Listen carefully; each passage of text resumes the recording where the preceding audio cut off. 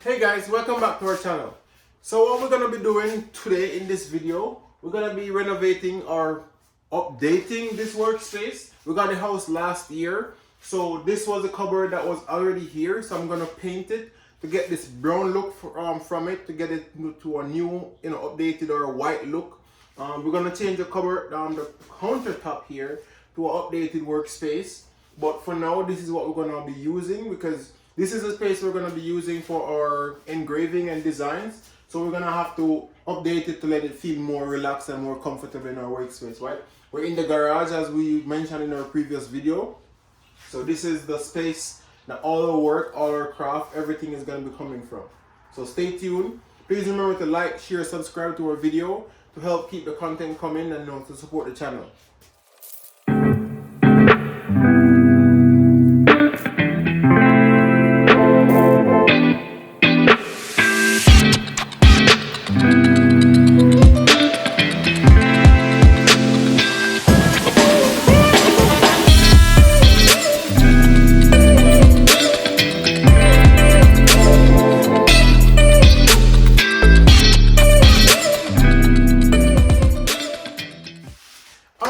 I'm all done.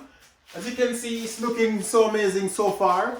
I haven't gotten the bottom yet. I'm gonna get that one soon. I'm not gonna be spraying this one. As I said, these jars are like banged up and all damaged and stuff, so we're gonna be changing this counter to a newer one. We're gonna be building a shelf, so we have a workspace of where to work. We're gonna put it in that corner, so we have this space because the cupboard is here, so we don't want to be having anything above what we're engraving. So we're gonna use that side where it's all open space, and then we're gonna do a bit of painting inside here and have the place looking nice and comfortable, a nice workspace for us to work. So what I'm gonna do next, I'm gonna try to take this one apart. One of my friends is gonna come over to give me a hand to get this one out. So once this one is out, then we're gonna build a proper counter, a proper shelf, so we can work from that one. Okay guys, so the inline fan has just arrived, so I'm just gonna open it so you guys can see what it looks like.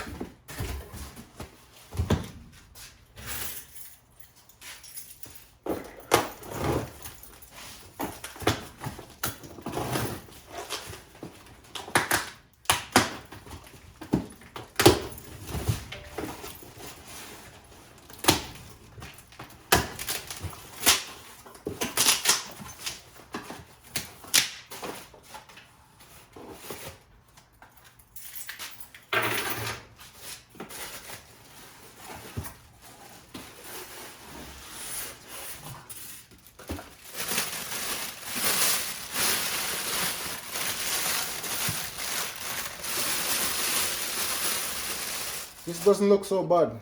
I wasn't sure about the purchase, but looks fine to me. Looks okay. It's plastic. I hope it's good. So this is what's gonna take the dust and the smoke from cutting and engraving from inside the garage to outside. So the airflows goes this way and exhaust this way. So I'm gonna buy the 4-inch connections so I can have the hose connected to put it outside. So once I get that done, I'll show you guys how it works. Alright, so it does come with a controller. So here we can turn the speed up of how many of the air it takes out at a time. You can turn it to high, medium, and low. You can turn it off from here, which is nice. So you just plug this one in your 110 volt or 210, whatever power voltage you have, and then you can turn it on and turn it off.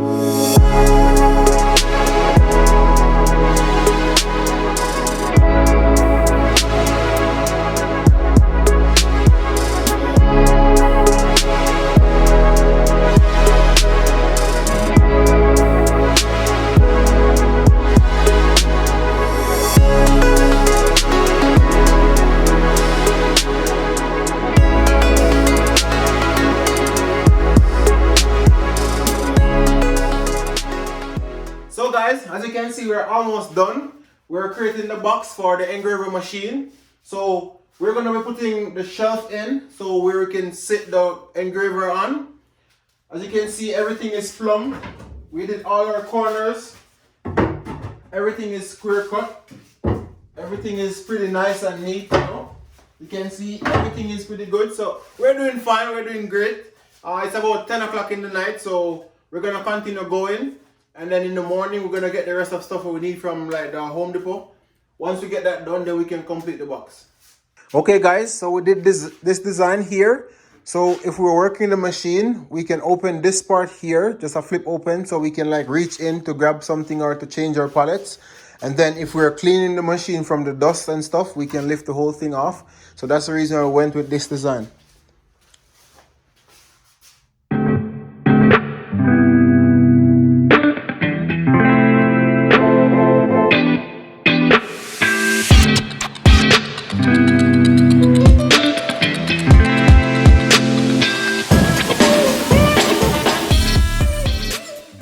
Okay guys, so I went to Home Depot to get the rest of the stuff that we needed.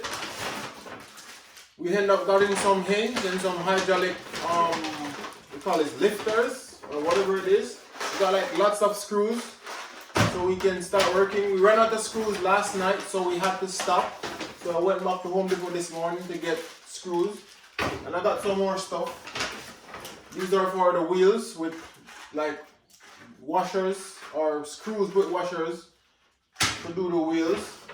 And then we got hinges for the back so we can lift the top of it. So that's what we're going to be working with.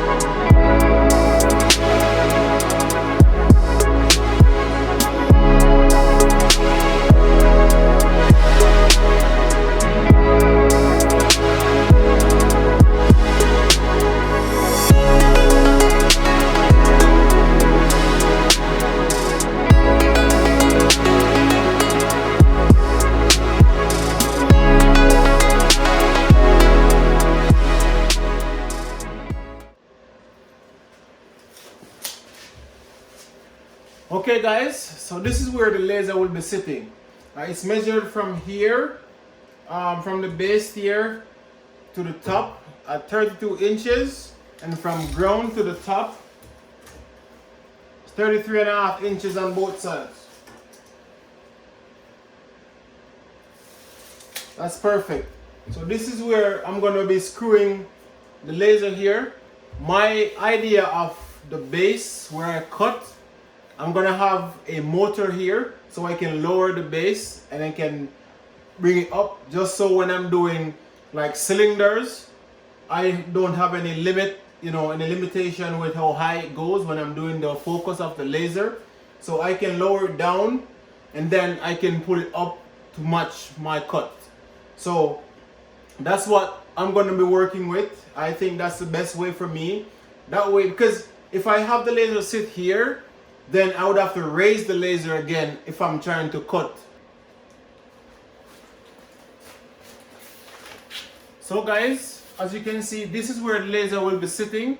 So I'm just doing a test fit right now just to make sure nothing is touching. If I should close the front here, it passes the laser and it's not touching it when the laser is in the home position, because this is where the laser starts. Whenever you turn it on, this is the home point.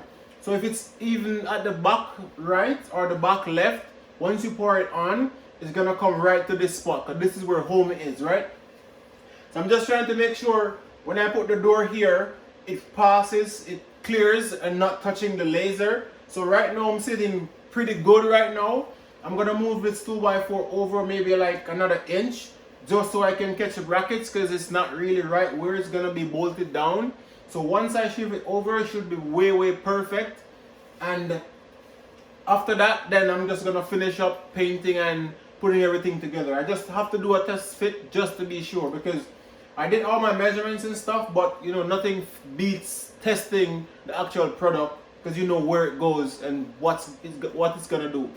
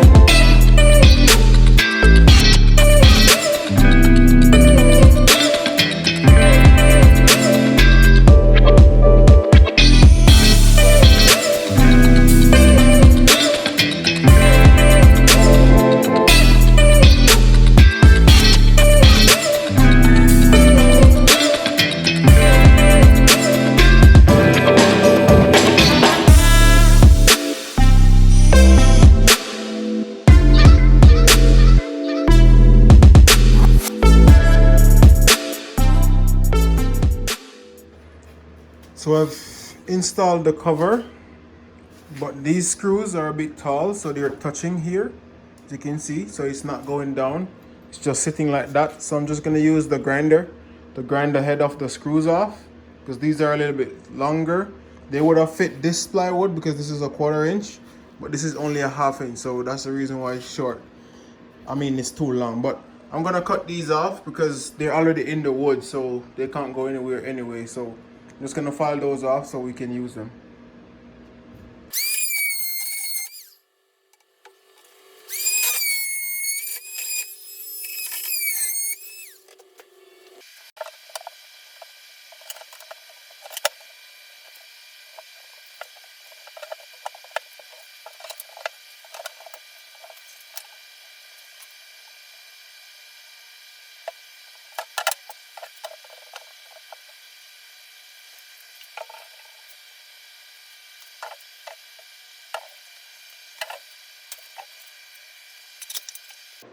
Okay guys, so it's looking real good. Once it's painted, then it's gonna look amazing. So this is the front access, so I can go inside without lifting the whole thing. And then if I want to lift, then I do this.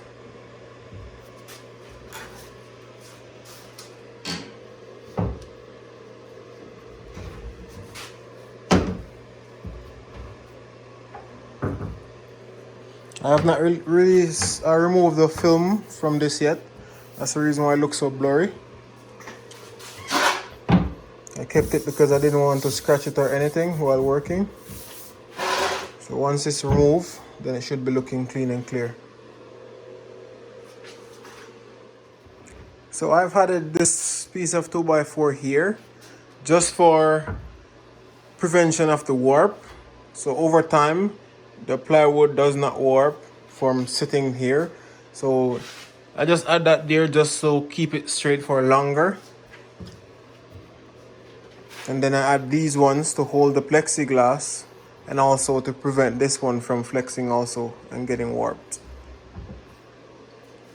So I'm gonna seal here, just a little seal to put between to keep all the smoke and dust and everything inside. So I'm just gonna go to the hardware store to try to get something to seal it, and then the same for here. So just like a rubber seal or something, anything I could put here just to keep all the dust and smoke inside without having it coming out.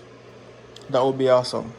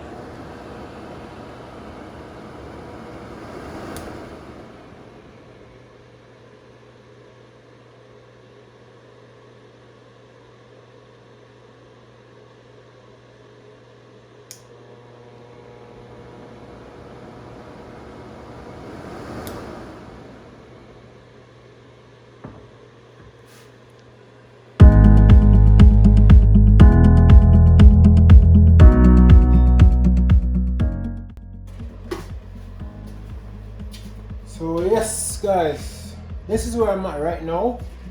So I finally added the hinges here so we can open and close. Then we have another one at the back with also an arm to hold it, so it can be locked and stay, won't fall back and won't fall down unless you pull on it. It's a bit uneven because of the dust and stuff on the ground, but it's pretty sturdy and firm. So I really like this. Can't wait to get to painting. Once this is done, we will be painting. I'm just ordering some motors, some actuators to use for this project. So what I've done with this piece, this is what I wanted to show you guys.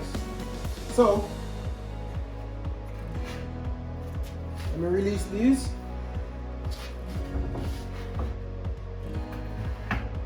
So this is gonna be my table. As you can see, I can adjust the height. I can adjust the height of what I want it to be. So after I've done my measurement with my laser, then I can start cutting. This is for like when I'm engraving on like cylinders or like any cylinder shape item, cups, cans, you know, whatever in a cylinder shape. If it's even a vase that's in that shape, we can engrave it. Once it's round, we'll do it. So I didn't want to have any limits with how low I can go or how big I can engrave. So that's the reason why I did it that way. So for me, it would be way easier if I have something like 10-inch wide, then I could just adjust my gears and then get it to where I want it. So now I'm currently on tracks. Let me get my camera there so I can see you guys. I'll show you guys, So I got these tracks from Home Depot. These are pretty like heavy duty tracks. I made sure I got these ones instead of the cheap ones. So I have no issues with these. they work pretty fine. So once I have the motor on it going, then it will, see, they're so soft, but they can be easily lifted when going up. So there won't be any won't be too much pressure on the motor coming down, or there won't be pressure on the motor going up, because they're pretty free. Only bearings are in these. There's nothing else holding them, so they flow pretty easy and pretty smooth. So once I get my balance going, level on both sides, and I add the motor, as you can see, it's sitting like quite flush. So that's what I want. So once my engraver is sitting here, then I can adjust the height of my table, and then I might just add a shaft on both sides. That way I can add like another board under it if that's what I want to use. Instead of using this, I could just like add a temporary layer over it, that's like set it on this, right? Then have my motor sitting on top of it. That way I can change out a board if it gets cut through by the laser, or if it's damaged, then I can just switch it out way easy while having this one sit here. This is just for when we're doing cans, water bottles, you know, teacups, whatever we're engraving on. So keep watching, guys. I'll see you guys in the next video when we put the face on here and get the motor attached, so we're having it operational, and then we can start painting and then put the engraver machine in and then start doing some work.